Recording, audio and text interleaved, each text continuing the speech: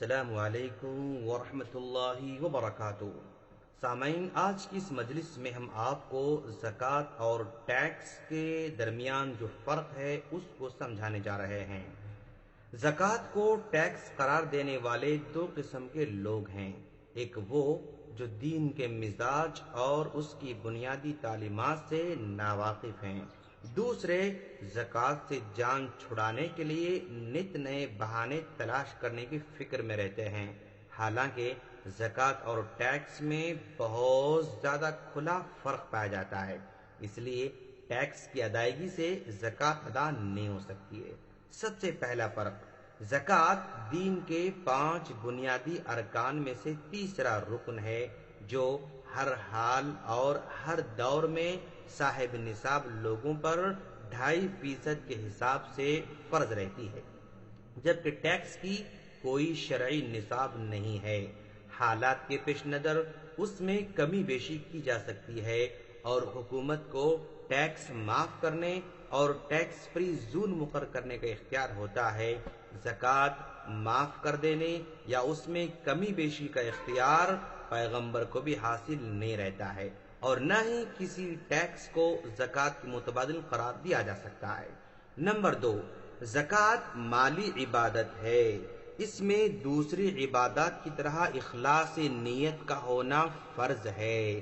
Tax میں اخلاص نیت کی کوئی شرط نہیں ہے، ٹیکس اخلاص کے ساتھ بھی دو تب بھی ادا ہوگا، بغیر اخلاص کے دو تب بھی ادا ہوگا، لیکن زکوٰۃ بنا اخلاص کے ادا ہو ہی نہیں سکتا ہے۔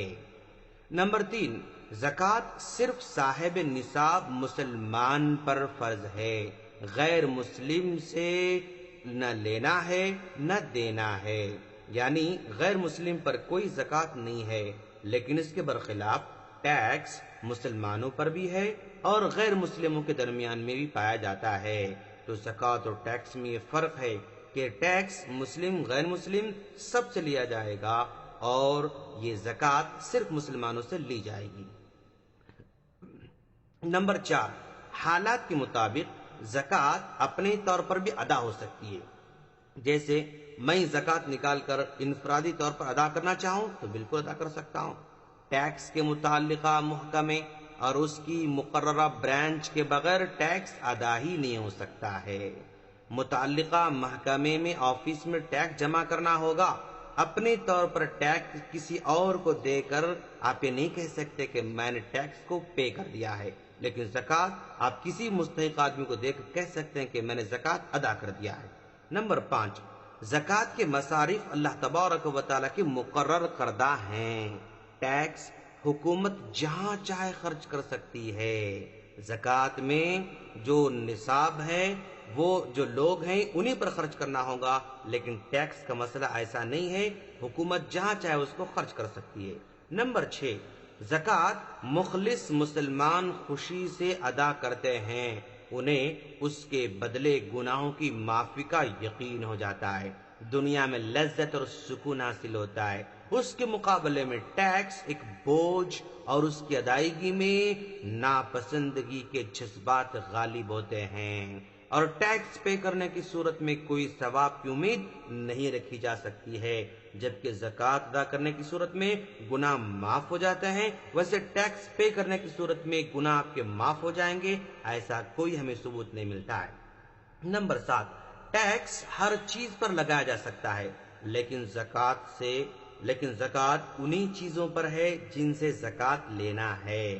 جن چیزوں پر زکوٰۃ لاگو ہوتی ہے انہی چیزوں پر زکوٰۃ لگائی جا سکتی ہے، اس کے برخلاف ٹیکس ہر چیز پر لگایا جاتا ہے، اور زکوٰۃ خلیفہ وقت بھی ایسا نہیں کر سکتا، تبدیل نہیں کر سکتا، لیکن ٹیکس جو حکومت والے ہیں اس کو بدلتے رہتے ہیں۔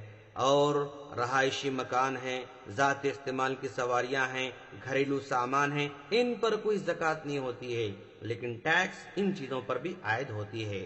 نمبر 8، زکوٰۃ کی شرح ہر علاقے ہر زمانے میں ایک ہی حساب سے ہوتی ہے، کبھی اس کا نصاب بدلنے والا نہیں ہے۔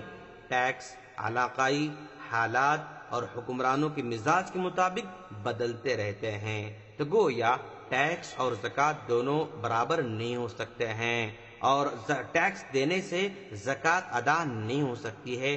زکوٰۃ الگ چیز ہے، ٹیکس الگ چیز ہے۔ ہم اللہ سے دعا کرتے ہیں کہ باری تعالیٰ تو ہم تمام کو دین کو سمجھ کر اس پر عمل کی توفیق عطا فرما۔ آمین۔ السلام علیکم ورحمۃ اللہ وبرکاتہ۔